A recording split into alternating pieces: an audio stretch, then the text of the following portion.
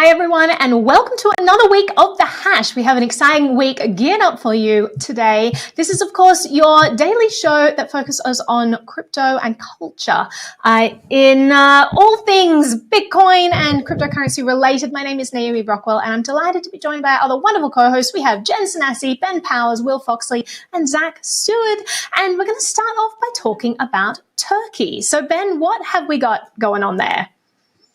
Yeah, so on Sunday, it seems the leader of Turkey basically axed and replaced the central bank head, and as a result, the lira, the local currency, is tumbling in value. Now, along with that, on that same day, Bitcoin as a search term increased 4 times in value, according to Google Trends, seemingly in direct correlation to this. So, Naomi, you talk about currency values and cryptocurrencies as a hedge against those in a variety of different ways. What are your first thoughts upon hearing this? So I think that all this came about because there are concerns that the new top central banker might be implementing capital controls as a way of, trying to fix high inflation rates there. So there are different ways that countries sometimes try to tamp down on this. Sometimes they just stop printing money. Other times they say, well, we're going to keep printing money, but we're going to, put in price fixes on different things. So you actually can't, charge more for things. You can't pay people more and all of that. So I think the basic issue is that people in Turkey are realizing that the currency is in danger there. It might be hyperinflated away, and they're trying to look for safer places to put their assets. So that explains why people are looking into Bitcoin, as the rest of the world is right now, as lots of countries are in fear of inflation. Zack, what are your thoughts on everything going on?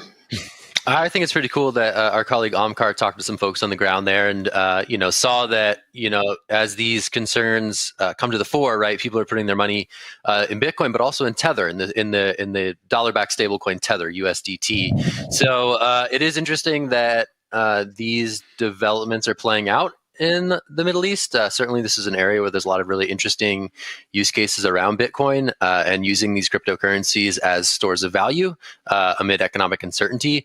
So to see this play out sort of in real time, I think is really interesting for long-time observers of the space to really see these sort of inflation fears lead to people searching for other assets that they can store wealth in. I think that's really an important function of, a borderless, stateless currency such as Bitcoin and others. So interesting developments in Turkey, and we're certainly going to be tracking this one both through our markets team and in our global macro team going forward. Yeah, and I thought it was interesting that, I just saw a kind of quip going around crypto Twitter where saying, part of the reason that, kind of institutional investors and some others sort of denigrate crypto is because of the kind of wildly fluctuating values. But at the same time, like the lira at one point, I believe it dropped 20% in just a matter of hours. And it shows it's not just crypto that's volatile. It's also, local currencies that are reacting to kind of seismic changes like these. Yeah, just to jump in on your point there, Ben, I think an understudied or maybe under talked about portion of these really sad macro stories is that we don't want this to happen. People's lives are being destroyed, people's savings are being destroyed, and Bitcoin becomes an alternative in the future to kind of help that. But right now, people's lives are completely just wasted. Every lira that they've had in their bank account is worth whatever. It's been depreciated by, I'd say, 20% or more. Imagine just having your savings just cut in half in one day just because a central banker is fired and because Turkey's been playing games with its currency for so long. So, I mean, I think it's great to look at Bitcoin price going up and everyone's cheerleading on, very excited. But it's also important to remember that here in the United States or in Western Europe or other areas where Bitcoin adoption has been very easy to get into the game right now, that's nice. That's great for us, but it's a real bummer for other countries where they didn't have the opportunity early to get into Bitcoin or other cryptocurrencies, and they are the ones who are going to be in the forefront of bearing the burden of depreciating currencies around the world. So that's kind of my 2 cents. Yeah. I always hate seeing these stories, to be honest. Yeah, absolutely. Because there's the trickle down effects, right? And there's the way that it ripples out as part of this larger narrative. But as you said, in the immediate day to day, people's lives are right now being impacted by this. And I was also struck, just this comes right as also Jerome Powell's talking about Bitcoin again as not a great store of value. But you see, in countries that are actually seeing crashes in local currencies, people kind of desperately searching for an alternative and searching for Bitcoin in that regard exactly as a store of value. So it just kind of shows, in my mind, when these things are directly impacted impacting you in your life, like you might see this quite differently than somebody, you know, a macroeconomist, like looking at a larger picture on a day-to-day basis. And so this also reminded me of another story that we had out today by Sandali, who is on our macro team. And it was looking at the volume of trades happening in Morocco, which were kind of at their highest peak in February 2021, even though cryptocurrencies are ostensibly banned there. And Will, to your point a little bit, it cited in some ways, you know, the huge unbanked population and also people that are a little bit distrustful of centralized banks and also the fees that come with that. So these two stories to me just sort of spoke to each other as, you know, how crypto is being used and adapted and how people are seeing it in places that really have an acute need for it and don't just see it as, you know, something to be kind of traded with and flipped or things like that. Yeah, definitely. I think that these stories are really interesting in and of themselves, especially just as someone who's like in the United States. I'm not in Morocco. I'm not in the Middle East. I don't get to see that firsthand. But these transitions are extremely painful. And I think that a lot of the good work that cryptocurrency reporters can do is kind of get that human element. I think we've had a lot of great reporters in the past, like Lee Quinn has had some excellent reporting on this kind of stuff where on the ground, people's lives are changing because of Bitcoin. And hopefully the plan is in the future, they can't be affected by currency devaluation just because of Bitcoin's features. But right now, during these transition periods, people's lives are just being torn apart. Well, both of these Jen, stories you were going to jump in there and then I'll... Sorry, go ahead. Yeah, no worries. I was going to say both of these stories point to the exact use case as to why Bitcoin was created, right? It wasn't to get luxury baseball suites and do all of these extravagant things that we've been talking about on the show. And just the fact that it was a top searched Google term over the weekend, I think is a great, it's a great indicator to me that people are educating themselves. They know where to go when their central bank is just kind of not working for them anymore. So I think on the upside, the fact that people know Bitcoin is out there and they're looking for different ways on how to get it and how to achieve that store of value is an upside to this story. Yeah, and I want to add to what Jen was saying that. Mm-hmm. Sorry, go ahead, Ben. No, take it away, Naomi. I was just going to add to what Jen was saying there. Like, I completely agree. I really dislike some of the culture that has around Bitcoin. You know, in early days, it was really about, you know, this is a tool for freedom. This is going to help you in the future. You don't want central banks controlling your money. And then slowly along the way, more people get involved. Prices soar because obviously the value proposition is there. You have a decentralized money that isn't controlled by unelected bureaucrats who can inflate your savings away at a whim. So people are seeing the value, but more people are speculators and they're coming in and seeing just the price go up. So you do have this almost nasty mentality where people say things like, you know, have fun staying poor, and they're kind of gloating about when they get in. That's not what this is about. If you see that this is a valuable tool, educate people, let them know that this is helpful and why it's helpful. For a long time, people in the US didn't understand why this might be helpful for them. They were like, the economy's fine. How is this useful to me? And then they saw the number going up. They're like, well, it's useful to get rich. Well, start to educate people about how this is actually useful because it's a hedge against economic instability. I think that's the best thing we could be doing for people right now. No, absolutely. And so, okay, we're going to move on to our second story of the day. Will, you got some news on the DEX front for us? Yeah, as opposed to this story, which was like a pretty heavy way to begin the show. This one's a little bit more whimsical. So in DeFi, there's this thing called sandwich trading or sandwich exploits, which is a way of manipulating how transactions are processed in a blockchain to get profit off of other people. So the easiest corollary story for this is the whole thing that happened with high frequency trading, Citadel Capital, Melvin Capital, Wall Street Bet, and a bunch of other like the Reddit groups basically in January, where we saw Citadel and Melvin Capital trying to front run Reddit gamers who were trying to bid up the price of GameStop, the stock. And it kind of worked out for them until it didn't, it exploded. And we see the same thing in DeFi kind of happening with the creation of maximal extractable value, which like we can kind of think of it as the same thing as high frequency trading, where people who know how to exploit or use DeFi really, really well can garner extra profits from people who don't know how to use DeFi very well. And so here in this case, we have a Ethereum mining pool, which has a lot of capital, which has a lot of tech experience, which knows Ethereum blockchain really well, has been trying to eke out extra profits from your nominal, ordinary Uniswap trader who's just trying to flip some coins. And so what they do is they basically put a transaction before and after your transaction on Uniswap, and they manipulate the price in between. And so then you end up getting less of the token that you're buying. This DeFi trader did not like that. He had enough of it. And so he exploited the people who are exploiting you by creating a bunch of token contracts that were a little messed with, I'll say. Like he tweaked with them a bit, and he labeled them salmonella and listeria to kind of play on the sandwich trading joke and say it's a poison contract.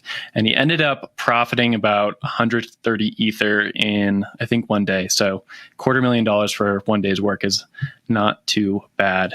I can go into all of how the poison sandwich contract works, but that might be a little bit too much in the weeds. But yeah, definitely a different situation than we're talking about with Bitcoin and emerging markets. Go ahead, Jed. I was just going to say, if this was a National Geographic segment, we would start with when the predator becomes the prey.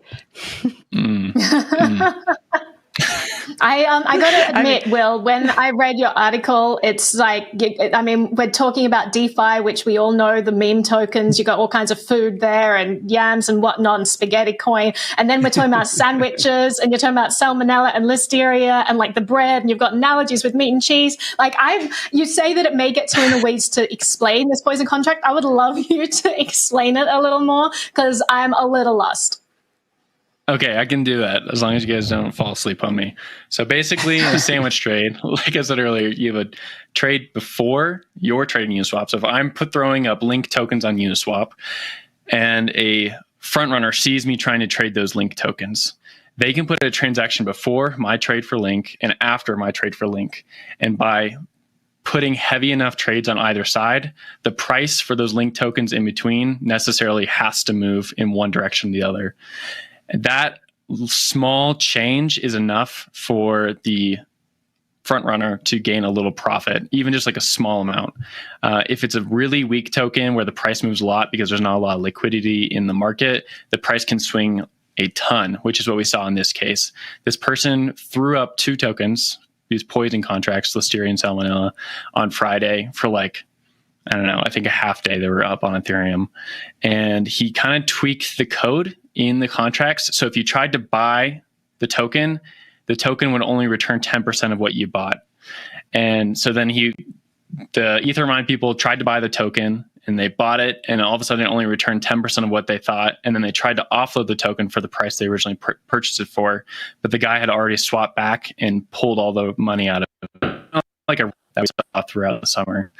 Again, I don't know how much that helped, but it's just crazy to see that these token casinos seemingly don't have any limit. There's no end to them. So I want to toss this over to Zack, just as we kind of covered the DeFi carousel in summer 2020. And these things just get more and more complex. What's your take on it? Yeah, for sure. I mean, it really speaks to like the beauty and the complexity of these permissionless systems, right? You have someone sort of trying to con the con man here. And I think this is a really interesting articulation of a point of view about one of the problems that exists in this network.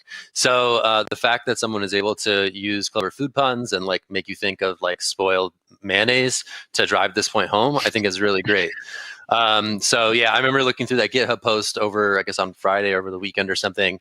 And it just seemed like a really novel point to be making. You know, this is what these systems enable for good and bad, and the more education there is around ways to prevent some of this exploitative behavior, you know, by leveraging. I guess this is in the mempool, which we don't really have to go into, but I think like, you know, examples like this make it resonate with more folks. So I think that's the really cool thing here is that someone is experimenting and playing with these systems for educational ends, and they also made a little profit in doing so. Ben, what were you going to say? Yeah, I was just going to say, this was really interesting to me. Will, you're usually covering Ethereum. I did a little bit about front running back in December, just looking at how advanced these sort of bots were becoming in terms of this high frequency trading. And so this is just interesting because you're taking that, which is entirely possible and entirely like legal on these dexes, and just sort of like sticking it to people that are taking advantage of these trades. And so that was really interesting to me from my perspective. It kind of shows like, maybe Naomi, you'll get a kick out of this, but like this is a pure competition environment. and just kind of, what tools arise to address other tools and how they're being used within this space. So I thought it was really interesting. It's always fascinating when you see something kind of being done in a first time, and sort of the way that these tools are really just, can only be stretched to the limits of people's imaginations about how to use them. So I really enjoyed this report, and I think everybody should go give it a read. It's really cool. Will, is there anything your just average person can do to prevent themselves or their transaction from being front run, or is it just something that you have to deal with? Yeah, so it's just as simple as changing your slippage on Uniswap or whatever DEX you use. So I don't know if you guys have ever used Uniswap, but you're like, I want to buy this random token A, and I'm going to swap it with some Ether that I have from Coinbase. What you're going to do is go to uniswap.com or whatever other DEX you use, and you're just going to change the slippage feature, which is like normally in the upper right-hand corner. And I think it's typically set to like 1% and up to as high as 5%, but you just want to change it to low as possible. You'll get more failed transactions if you have lower slippage, just because slippage is like the change in price based on how much you're trading for. And that's like the easiest way to address this. At the same time, I don't think very many like normal users of Uniswap are going to be rug pulled in this way. It's more of the power users kind of battling it out right now, which is itself just interesting to see their wars kind of go on in the open space. All right, well, let's change gears. We're going to go from the land of DeFi to the land of Russian Darknet marketplaces, and a very interesting story from Ian Allison about a new underground, literally underground fiat off-ramp for some of these marketplaces. We'll talk to you about that in a bit after the break. Thanks.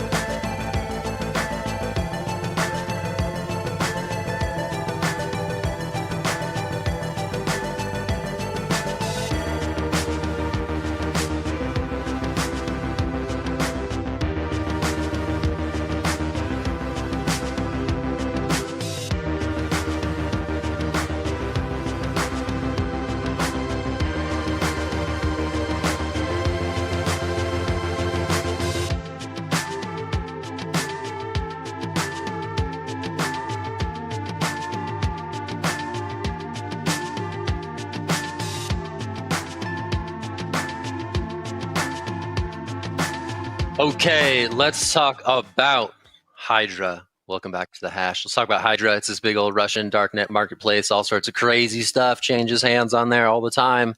And a lot of this stuff changes hands in cryptocurrencies, such as Bitcoin. But in this new era of anti-money laundering and regulatory focus on the cryptocurrency sector, it's pretty difficult for people to cash that stuff out without their fingerprints of identity being left on it. So for folks who can, there's an interesting service that some of these vendors on these marketplaces are providing. They cash out the crypto, they vacuum seal it, and they bury it underground. And they send you, the person who is in search of that cash, to a location where this capsule is buried. So I think this story is cool. This was unearthed and shared exclusively with us at CoinDesk by way of Elliptic. Sorry, did that. Elliptic, which is a blockchain analytics firm, who noticed some of these ads popping up on these marketplaces. So I want to kick this to Naomi. I think this is like an interesting example of Bitcoin in cyberspace, but really it sort of speaks to the broader regulatory environment that we're facing as an industry. What's your take on people burying cash as the easiest fiat off-ramp that they can find? Let's really dig into this topic. Sorry. All right. Enough of these. I think, first of all, like Hydra is, it has so many connotations just from Avengers. So it just makes me seem like this totally evil thing. And the fact that they're giving out clues and treasure, like it really kind of fits in. I think that it's kind of cool in a way to get like a treasure map and go and find your treasure underground. You go digging and you find it. It's very interesting that this apparently is a popular way to get your money out because the digital realm is so incredibly surveilled right now. Everything is tracked and monitored. Digital devices are not safe. It's very easy, especially if you're a targeted person, for governments to come in and crack all of your devices. You have programs like Turbulence, the Turmoil program and Turbine program, where data is actively collected if you put in any trigger words. So like NSA in particular is capturing all your devices if you're looking up anything bad on the internet. That you can be sure of. So the fact that people are like, okay, how do I do things without the government seeing it? Kind of going back to these analog routes and treasure maps and burying things physically, like that kind of stuff it tells a very interesting story about the way our digital lives are going. Ben, what is your take on all of this? I mean, my take was that like time is a flat circle and what is old is new and what is new is old again, right? I love that. I just got such a kick out of this being termed as like a fiat off ramp where we're literally just going to go bury your money in the ground somewhere.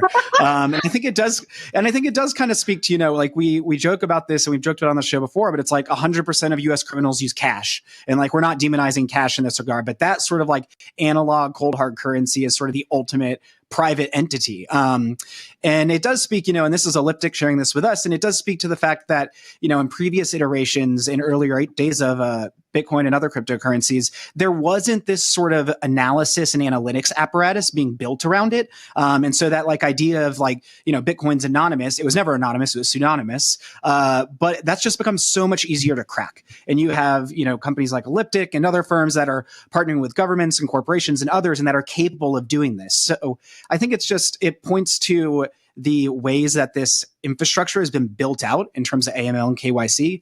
And it also points to the fact that, if that gets built out, criminals are going to go and dark market users are going to go to another way of off-ramping their crypto. So I think it's a really interesting data point. The idea of buried treasure is just kind of interesting and funny from a narrative perspective in all of them. But yeah, this is just kind of a way that whatever kind of regulatory environments are set up, there's going to be a pivot to address that. And I think that I'll add what you were saying, Ben, about cash being king when it comes to criminals. That's absolutely right. And it doesn't surprise me that now governments are looking at central bank digital currencies as a way to, I think, phase out cash. I think governments realize that cash can be used in this way. And so they are starting to demonize it more. You've already got cash bans in places like Australia and Italy and France for certain, purchases over certain amounts. I think governments are definitely phasing out cash. And so we are moving into this realm where everything is going to be digital. So how will you retain a private sphere in your life when that happens? And I do think that increasingly people are going to move to privacy coins because, as you said, Bitcoin is not anonymous, it's pseudonymous. And that link between your pseudonymous identity and your real identity is tenuous and easily broken. So I think more people are going to realize that, and we are going to start to see a push towards privacy coins once the government starts to crack down on cash increasingly. Will, what were you going to add there? Well, that's interesting. You said the last part, though. Are you privacy coin bull? I love privacy coins. Yeah, absolutely. I think that that's definitely the way forward. Interesting. We'll have to talk about that offline. I want to ask Zack, as Ian's editor, when are we going to get a scoop on pirates using crypto? I mean, that seems like the natural next step, right? We got buried treasure.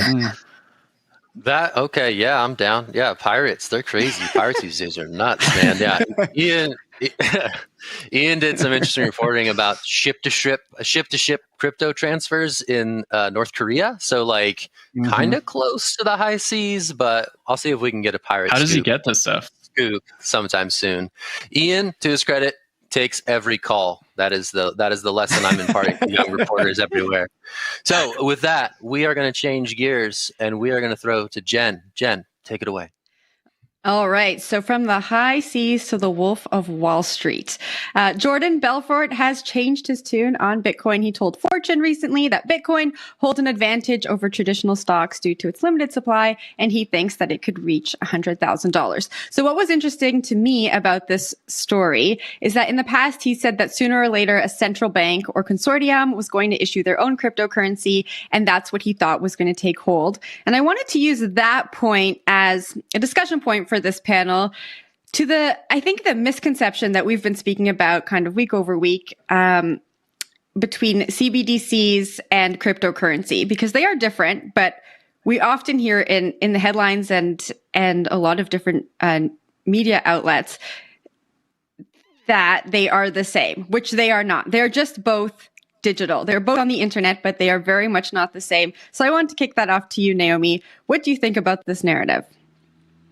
Well, I think that, again, it goes back to what we talked about the other day on the show, that if people are equating Bitcoin to central bank digital currencies and they're thinking, well, people just want to get into this because it's digital. They just want a digital money. That's all they're really after. Well, then they're missing the point entirely. People are not involved with Bitcoin just because they want the ease of digital transfers, because they already have that with Venmo. They already have that with PayPal. There is nothing that, CBDCs are going to do to change the ease of using your credit card and all of that. The reason people get into Bitcoin is because it's decentralized, because it's uncensorable, because there's a finite supply, and these are things that central bank digital currencies will not have. These are the factors, that get people involved with Bitcoin in the first place if they're interested in Bitcoin for Bitcoin. And so I think Belford, again, misses the point. I don't even know why we're listening to Jordan Belford. He's a bad man. He's not a good person. He's like an awful human being who scammed so many people out of so much money,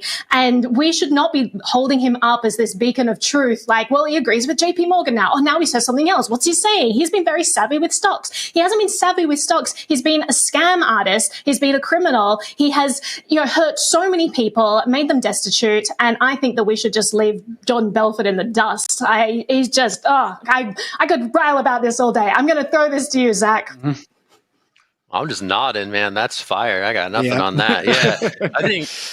I think, price predictions are price predictions, and people love the appearance of people who can predict the future, but it's just someone pulling a number out of their hat more times than not. So that's sort of like the extent of my feeling. Past performance from Mr. Belford aside, I feel like, price predictions are a messy place to be in, but, people certainly are curious about this asset right now and want to know what the future holds. So someone like Jordan Belford, or someone like, Peter Brandt, or someone like any other number of people can step into the fore and put those numbers out into the ether. But yeah, I don't know. I got nothing on this. Naomi, I think you did this one well. Well, Naomi, I just wonder whether. Sorry, go ahead, Jen. Yeah, I was just going to say, Naomi, to your point, I think when Hollywood glorifies a story like they did with The Wolf of Wall Street, people like Jordan Belford feel like they need to comment on things like this when they really aren't saying much. But Ben, I'll kick it over to you. Yeah, I mean, my immediate takeaway from reading this story was like, oh no, like if this guy's saying it's going to hit 100,000, I'm immediately distrustful of that idea. It was not sort of this bullish sign. I was like, if the dude who's been hawking penny stocks, went to jail for it, is touting Bitcoin in this regard, I don't think that's a great look for anybody involved. So I guess I was frustrated by that aspect. And I think, Jen, to your point, it is a dead giveaway if the person who's offering up a price prediction is conflating CBDCs and cryptocurrencies more generally.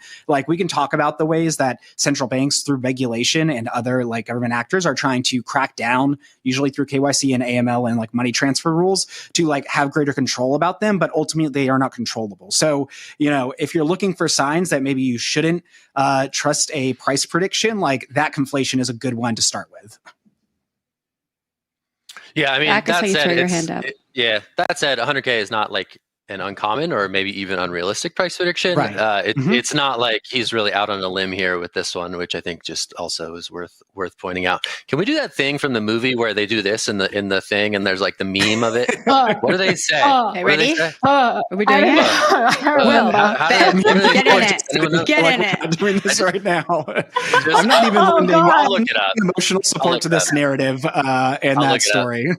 We need Matthew McConaughey on here. Well, I think that a lot of the time when you have these price predictions, the reason why people really enjoy them is because a lot of people just like to feel retroactively justified in decisions they've made. So if they bought in and someone's like, it's going to 100K, it makes people feel good to be like, oh, I made a good decision. Or it helps people to justify things that they're about to do. I really want to buy in, I really need a good reason. Someone says the price is going up. It kind of tips them over the edge. So people love that. If you look at the number of YouTube channels online that talk about cryptocurrency, the vast majority of them are all just market predictions. They're all like, do you have a triangle? It's meeting with another triangle. And there's a line that goes here which circles things. So the price is going to go up, everyone. And then everyone's like, yay, I like the video. Good work. And it's just like, honestly, I agree with you. That's also what Wall Street does. I agree. But I do think that a lot of people are just pulling these numbers out of anywhere. It may get to 100K eventually. What time frame? We don't know. Like, it's really hard to predict these things. I think I'm a wuss. I'm a big wimp when it comes to price predictions. I actually never give them. Maybe I should be like a little braver with that, but I don't know. I don't want to throw out numbers there if people are looking to me for advice when I don't know what the number is going to be. I don't want to give false advice, you know? Yeah, right, but Naomi, Naomi, you have another story about us for somebody making a bunch of guesses and being wrong before eventually being right. Is that correct? That's correct. So we've got Millionaire Mike. So let's talk about him. So he was someone who on the dark web, essentially, he was buying names and addresses, dates of birth, social security numbers, using these things to open accounts in the names of other people. And then he was making trades using insider information. So he started doing this. He discovered these things in the dark web, like sites about like how to beat Wall Street, marketplaces for insider tips. And although he wasn't that successful when he was opening up accounts and doing all this, he was like, oh, I could actually sell tips as well. So he started pulling numbers out of everywhere and making things up, betting on both stocks going up and stocks going down. But the idea was that he realized there was a market for people who wanted to stick it to Wall Street, who were like, you know, Wall Street has all these insider tips. I'll provide them to you as well. And so he fabricated that he had these insider tips and people paid for it. He amassed like 27K in Bitcoin payments doing this. But what I want to zone in on and throw to the group is this idea of like this longing for everyday people to feel like, you know, they're part of the inside club, you know, to feel like they have access to the same tools that Wall Street does. Because we've seen this, there's kind of this zeitgeist at the moment. We've seen this with Wall Street bets, you know, with the GameStop fiasco that went on, people who really feel like they want to play the game too. And so they're going as far as going onto the deep web to buy insider tips so that they can trade on them, not realize they're getting defrauded by people like Millionaire Mike who actually don't have any insider information.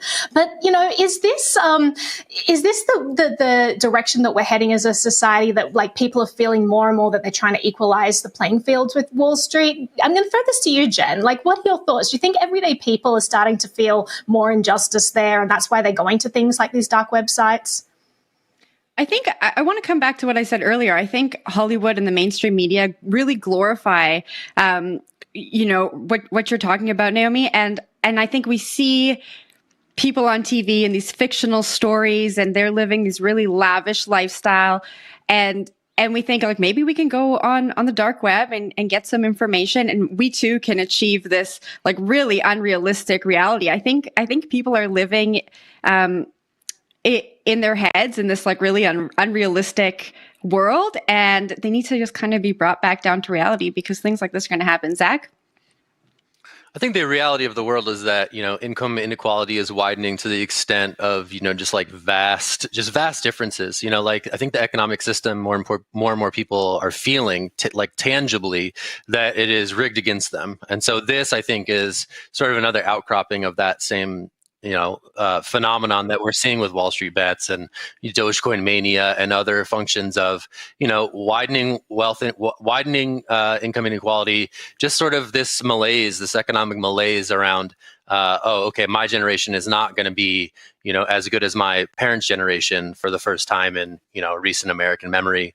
So there is this sort of, I think, despair that's kicking in where people are trying to find ways to, you know, level the playing field in a system that to them feels increasingly rigged. So, yeah, I see it that way, I guess.